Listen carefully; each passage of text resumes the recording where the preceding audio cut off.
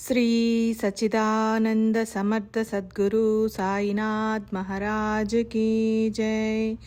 శ్రీ సద్గురు సాయినాథాయ నమః. శ్రీ సాయి సచ్చరిత 22వ అధ్యాయము. ఈ అధ్యాయంలో బాబాసాహెబ్ మిరీకరు మరియు బూటీలను పాముగండం నుండి రక్షించటం, అమీర్ శక్కర్ కీళ్ల వ్యాధి నివారణ, చావడిలో అర్ధరాత్రి పాము ప్రమాద వృత్తాంతం, విషజంతువుల పట్ల కూడా సహనం వహించాలని బోధ. జయ సద్గురు ఆనందఘన జ్ఞానస్వరూప పరమ పావన, జయ జయ భవభయ నివారణ, కలిమల దహన పరిపూర్ణ. బాబా, మీ స్వరూప దర్శనం తప్ప నా మనసుకు మరేదీ రుచించదు. ఎడమ చేతి చూపుడు వ్రేలు మరియు మధ్య వ్రేలుతో మీ కుడికాలి బొటన వ్రేలును పట్టుకొని ఉన్నప్పుడు రెండు వ్రేళ్ల మధ్యన ఉన్న కాలి బొటన వ్రేలి గోరు విదియ చంద్రుని వలె ప్రకాశిస్తూ కనిపిస్తుంది. నిరభిమానంగా ఉంటూ సర్వ ప్రాణుల ముందు నమ్రతగా తల వంచి ఒక్క అంగుష్ట ధ్యానం చేయడం భక్తికి సులభ సాధనం. బాబా కారణంగానే షిరిడి అతి పవిత్రమైన పుణ్యక్షేత్రమైంది. పుణ్యాన్ని కోరుకునే సద్బుద్ధి గల యాత్రికులు అక్కడికి అహోరాత్రులు వస్తుంటారు. సాయి రూపంలో కల్పవృక్షం ప్రత్యక్షంగా షిరిడీలో అవతరించిందని తమ అనుభవాలతో ప్రత్యక్షంగానో లేక పరోక్షంగానో తెలుసుకుంటారు. అమితమైన వారి ప్రేమను, స్వాభావికమైన జ్ఞాన సంపదను, సర్వాత్మభావాన్ని అనుభవించిన వారు ధన్యులు. బాబా ఒకప్పుడు దృఢమైన మౌనధారణలో ఉండేవారు. అదే వారి బ్రహ్మ వ్యాఖ్యానం. మరొకప్పుడు చిదానంద ఘనులై భక్తులతో పరివేష్టితులై ఉండేవారు. ఒకప్పుడు గూఢార్థ ధ్వనితో అర్థం కాకుండా మాట్లాడటం, మరొకప్పుడు వినోదంగా పరిహాసమాడటం, ఒకప్పుడు సందిగ్ధత లేకుండా ఉండటం, క్రోధంతో మండిపడటం, ఒకప్పుడు భావగర్భితంగా, ఒకప్పుడు వివేకంగా, అనేక రకాలుగా ఉపదేశాలను ఇచ్చేవారు. ఆ విధంగా సాయి సమర్థుల ఆచరణ వాక్కుకు మనోబుద్ధులకు అతీతమైనది, ఆలోచనలకు అందనిది, జ్ఞానాతీతమైనది.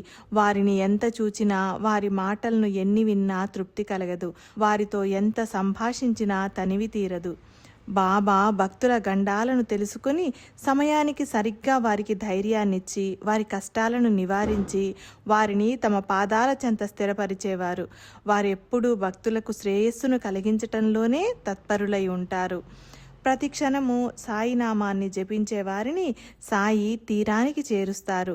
మిరీకరు కోపర్గాం మామలేదారుగా ఉండగా చితలికి పర్యటనకు వెళుతూ బాబా దర్శనానికి షిరిడీకి వచ్చాడు. మసీదుకు వెళ్ళి బాబా చరణాలపై శిరస్సునుంచాడు. బాబా మిరీకర్ను విచిత్రంగా, ఇది మన ద్వారకామాయి, నీకు తెలుసా అని ప్రశ్నించారు.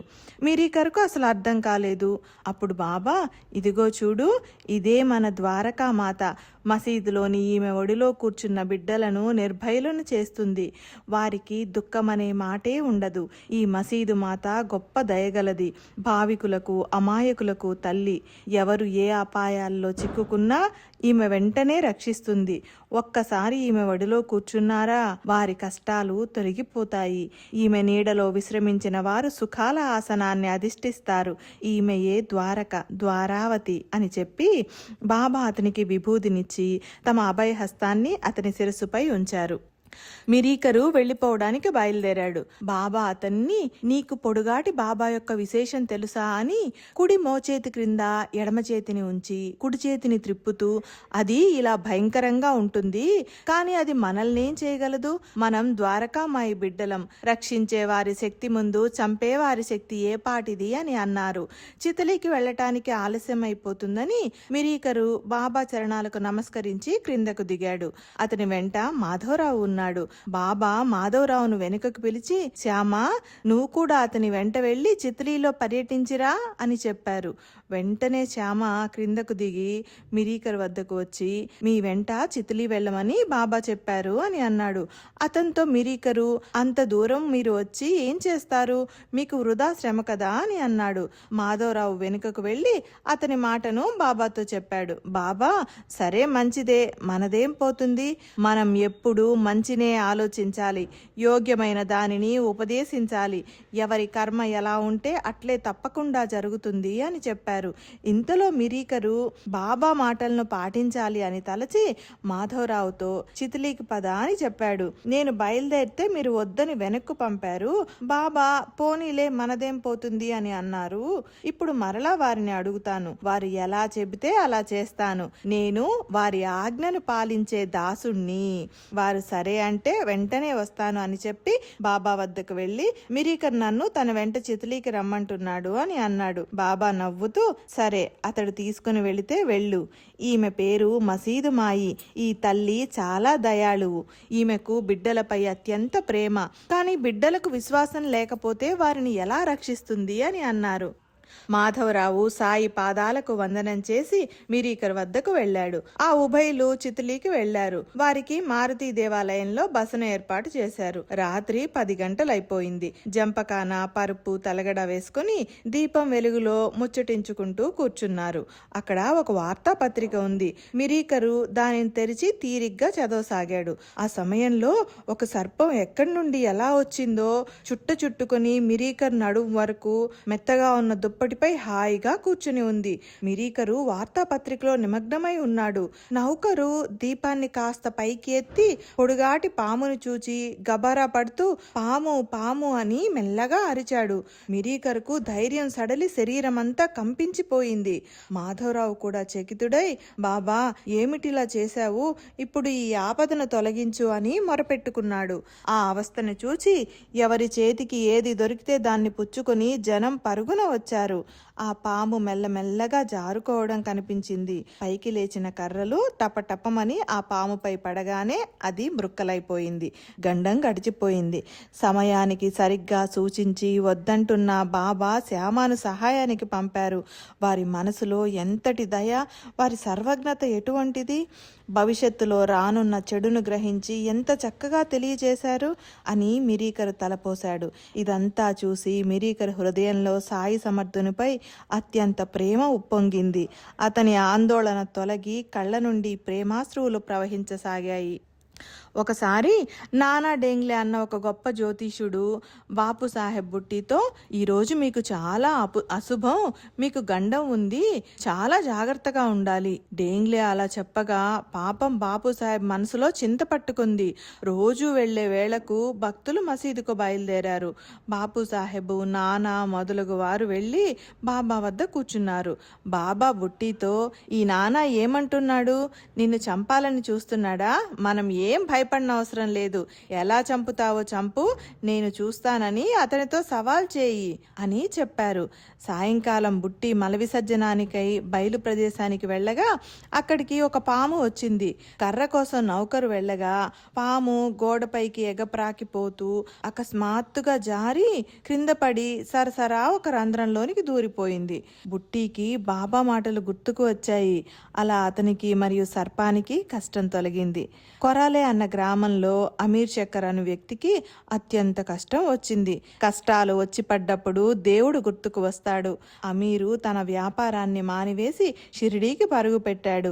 పంచపాండవుల తల్లి కుంతి అనేక రకాల కష్టాలను సహించింది. అయినా దేవుణ్ణి కష్టాలనే ప్రసాదించమని ప్రార్థించింది. దేవా పరమేశ్వరా, సుఖాలను కోరుకునే వారికి సుఖాలను ఇవ్వు, కానీ నేను నీ నామస్మరణను ఎన్నడూ మరిచిపోకుండా నాకు నిరంతరం దుఃఖ పరంపరలను ఇవ్వు ప్రభు అని. దీనినే సాయి పాదాల వద్ద కోరుకోవాలి. దేవా, మీ నామాన్ని మరిచిపోకుండా ఎల్లప్పుడూ మీ పాదాల వద్ద ఆశ్రయాన్నివ్వండి అని. అమీరు బాబాకు నమస్కరించి తన సంధివాత వ్యాధిని గూర్చి మనవి చేసి ఆ దుఃఖం నుండి విమోచనం కలగచేయమని ప్రార్థించాడు. ప్రశాంతంగా చావడిలో ఉండు అని బాబా ప్రత్యుత్తరమిచ్చారు. బాబా నియమంగా మసీదు నుండి రోజు విడిచి రోజు రాత్రి చావడికి వచ్చేవారు. అమీరు అక్కడే ఉండేవాడు. చావడి చాలా పురాతనమైనది. క్రింద పైన బాగా శిథిలమైపోయింది. అక్కడ తొండలు, బల్లులు, తేళ్లు, పాములు స్వేచ్ఛగా విహరిస్తుంటాయి. అందులోనే కుష్ఠరోగులు ఉంటారు. అక్కడే కుక్కలు ఎంగిలి మెతుకులు తింటుంటాయి. అమీరు చాలా ఇబ్బంది పడ్డాడు. కానీ బాబాతో ఏమీ అనలేకపోయాడు. క్రింద నేలంతా తేమగా ఎత్తుపల్లాలుగా ఉంది. ఒకటే చలిగాలి. అమీరుకు చింత. శరీరంలోని కీళ్లు పట్టుకుని పోయాయి. గాలి వానతో ఆ స్థలం బాగా తడిసిపోయింది. కానీ బాబా వచనాలే ఔషధం. ఆ ప్రదేశం అలా ఉన్నా అక్కడ అతనికి సాయి సాన్నిధ్యం మహాప్రసాదం అని తలచి సుఖంగా ఉన్నాడు. అక్కడ అమీర్ శక్కర్ 9 నెలలున్నాడు. అతడు అక్కడే ఉండాలని బాబా నియమం పెట్టారు. మసీదుకు దర్శనానికి వెళ్ళటానికి కూడా ఆంక్ష విధించారు. అయినా అతనికి రోజు విడిచి రోజు చావడిలో జరిగే వైభవాన్ని కళ్ళారా చూసే అవకాశం లభించింది. బాబా రోజు ఉదయం భిక్షకు వెళ్ళేటప్పుడు చావడి మీదుగానే వెళ్ళాలి. అలా వారు వెళ్తున్నప్పుడు తిరిగి వస్తున్నప్పుడు వారి దర్శనం అమీర్కి తన చోటు కదలకుండానే లభించేది. చావడిలో వారిద్దరి మధ్య నామమాత్రంగా ఒక పలకల తలుపు పరదావలే అడ్డు ఉండేది. అంతే. చావడిలో పూజ ఆరతిని చేసి భక్తులు తమ ఇళ్లకు వెళ్ళిపోయేవారు. అటు తర్వాత వారిద్దరూ ప్రశాంతంగా కబుర్లు చెప్పుకునేవారు. అయినా కూడా అమీర్కు విసుగెత్తిపోయింది. బాబా అనుమతి కోరకుండానే కోపర్గాంకు వెళ్ళి ఒక ధర్మశాలలో ఉన్నాడు. అక్కడ చావటానికి సిద్ధంగా ఉన్న ఫకీరు దాహంతో చాలా బాధపడుతూ ఒక గుర్కెడు నీరు త్రాగించమని అడిగాడు. అమీర్కు జాలి కలిగి అతనికి నీరు త్రాగించాడు. నీరు త్రాగిన వెంటనే ఫకీరు ప్రాణం పోయింది. ఆ దరిదాపులలో ఎవరూ లేరు. పైగా రాత్రి సమయం. పాపం అమీరు గబారా పడిపోయాడు. ఎవరూ చూడకుండా ఆ రాత్రికి రాత్రే అక్కడి నుండి బయలుదేరాడు. చావడిని చేరుకునే వరకు మనసుకు శాంతి లేదు అని చింతిస్తూ అమీరు షిరిడీకి పయనమయ్యాడు. సుఖం కోసం చావడిని వదిలిపెట్టాను. అందుకే నాకు ఈ శిక్ష. బాబా, ఇప్పుడు నన్ను కష్టం నుండి బయటకు లాగి షిరిడీలో పడవేయండి అని వేడుకున్నాడు. బాబా బాబా అని నోటితో అంటూ కరుణించమని వేడుకుంటూ చావడికి చేరుకొని ప్రశాంతతను పొందాడు. ఇలా జరిగాక అతడు లెంపలు వేసుకుని చెడు మార్గాన్ని వదిలి మంచిగా ప్రవర్తించసాగాడు. బాబాపై విశ్వాసంతో వాతం జబ్బు నుండి కోలుకున్నాడు. చావడి మొత్తం 3 భాగాలు. ఆగ్నేయ మూల బాబా ఉంటారు. 4 ప్రక్కల చెక్క పలకలు మూయబడి ఉండేవి. బాబా అందులో శయనించేవారు. రాత్రంతా దీపాలు వెలిగించి ఉంచేవారు. ఎల్లప్పుడూ బాబా వెలుగులో పడుకునేవారు. ఫకీరులు బైరాగులు బయట ప్రదేశంలో చీకట్లో ఉండేవారు. బాబాకు వెనుక వైపు సామాను ఉంచే గదిలో అబ్దుల్లా అనే భక్తుడు ఉండేవాడు. ఒకరోజు అర్ధరాత్రి బాబా గట్టిగా కేకలు వేస్తూ అబ్దుల్లాను పిలిచి, నా ప్రక్కలోకి దెయ్యం వచ్చి చేరింది చూడరా అని అన్నారు. అబ్దుల్ అంతా తిరిగి తిరిగి చూశాడు.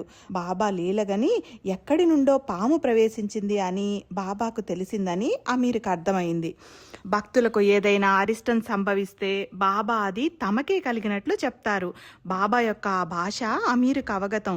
ఇంతలో అతని ప్రక్క వద్దే ఏదో కదులుతూ ఉన్నట్లుగా కనిపించింది. వెంటనే అబ్దుల్, ఇక్కడికి దీపం పట్టుకురా అని అమీర్ అరిచాడు. దీపం బయటికి తీసుకుని రాగానే ఆ వెలుతురులో చుట్టుకుని ఉన్న పాము కనిపించింది. పాము కాని తేలు కాని అన్నిటికీ అధిష్టానం ఈశ్వరుడే. ఆయన సంకల్పం లేనిదే ఎవరైనా ఏ అపాయాన్ని అయినా చేయగలరా? ఇది బాబా తెలియజేసిన అనుభవ జ్ఞానం. జీవులన్నీ సమానం. అన్నింటి యందు అహింసాభావం ఉండాలి. మన బుద్ధి ప్రదాత నారాయణుడు. అతడు ఎలా జరిపిస్తే అలా జరుగుతుంది. సాయిబాబా వచనాల యందు విశ్వాసముంచి వానిని గౌరవించాలి. ప్రబలమైన నిష్ట ఉంటేనే వారి వైభవాన్ని తెలుసుకోగలం. కాకాసాహెబ్ దీక్షితు రోజు ఏకనాథ భాగవతాన్ని చదివేవాడు. అలాగే ప్రతినిత్యం రాత్రి భావార్థ రామాయణాన్ని పఠించేవాడు. ఒక పూట స్నానం, దేవుని పూజ చేయటం మానినా, ఇతర నియమాలన్నీ మానినా అతడు పఠించే సమయం మాత్రం తప్పేది కాదు. ఏకనాథుని ఈ 2 గ్రంథాలు సాయి సమర్థుని అనుగ్రహం వలన దీక్షితుకు బాగా అర్థమయ్యేవి. బాబా కృప వలన దీక్షితుకు శ్రోతలు లభించే యోగం, నాకు కూడా భాగవత శ్రవణం చేసే అవకాశం లభించాయి. దాని వలన నాకు ఉపకారం జరిగింది. ఒక రాత్రి రామాయణంలోని కథ సాగుతోంది. అప్పుడు ఒక తేలు నాకు తెలియకుండానే నా భుజాలపైకి ప్రాకి ముడుచుకొని కూర్చొని ఉంది. హరికథా శ్రవణంలో తత్పరులైన వారిని హరి స్వయం రక్షిస్తాడు. రాముని దయ వలన నా కండువాను మెల్లగా దూరంగా పడేయాలని నా బుద్ధికి తోచింది. పైన వేసుకున్న అంగవస్త్రాన్ని మెల్లగా 2 చివర్లు పట్టుకొని దానిలో తేలును బాగా గట్టిగా మూటకట్టి తోటలోకి తీసుకుని వెళ్ళి జార విడిచాను. ఒకసారి షిరిడీలో కాకా దీక్షిత్ ఇంట్లో మేడపైన కిటికీ వద్ద ఒక భయంకరమైన పాము వచ్చి చేరింది. కిటికీ చట్రం క్రింద ఉన్న రంధ్రంలో నుండి లోపలికి ప్రవేశించింది. దీపం వెలుతురులో చుట్టుకుని మెరుస్తూ కూర్చుంది. దానిని ఏ ఉపాయంతో చంపాలా అని అందరూ ఒకటే గోల పెడుతున్నారు. దానిని కొట్టడానికి స్థలం ఇరుకుగా ఉన్నందున చాలా కష్టం కలిగింది. అది ప్రాకుతూ గోడపై నుండి క్రిందకు దిగి నా పరుపు చుట్ట వద్దకు వచ్చి ఉంటే నాకు మహా కష్టం కలిగేది. బాబా మమ్మల్ని రక్షించారు. ఆ పాము చెరచెర తాను వచ్చిన దారినే వెళ్ళిపోయింది. అప్పుడు ముక్తారాం లేచి, పాపం పాము తప్పించుకుని పారిపోవడంతో బ్రతికిపోయింది అని అన్నాడు. అతని మాట నాకు నచ్చలేదు. పాముని చంపాలని వదిలిపెట్టరాదని ఒకరు అంటారు. నిరపరాధ జీవిని ఎందుకు హింసించాలి అని మరొకరు అంటారు. ఒకరు ముక్తారాం మాటను వ్యతిరేకించి నా మాటను ఒప్పుకున్నారు. అలా పరస్పర వాదన బాగా పెరిగింది. చివరకు ఏం తేలలేదు. అలా ఆ రాత్రి గడిచి తెల్లవారింది. బాబా లెండి నుండి తిరిగి వచ్చారు. మసీదులో జనం గుమిగూడారు.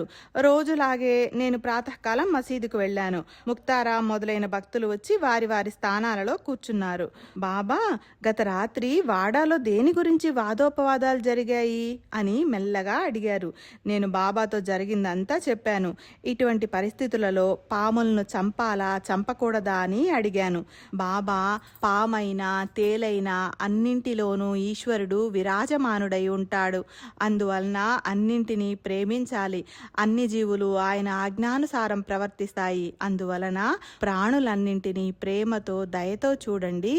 సాహసాన్ని వదిలి సహనాన్ని వహించండి. శ్రీహరి అందరినీ రక్షిస్తాడు అని చెప్పారు. స్వస్తి శ్రీ సాయి సమర్థ సచ్చరితంలో అపమృత్యు నివారణమను 22వ అధ్యాయం సంపూర్ణం. శ్రీ సద్గురు సాయినాథార్పణమస్తు. శుభం భవతు. శ్రీ సచ్చిదానంద సమర్థ सद्गुरु साईनाथ महाराज की जय।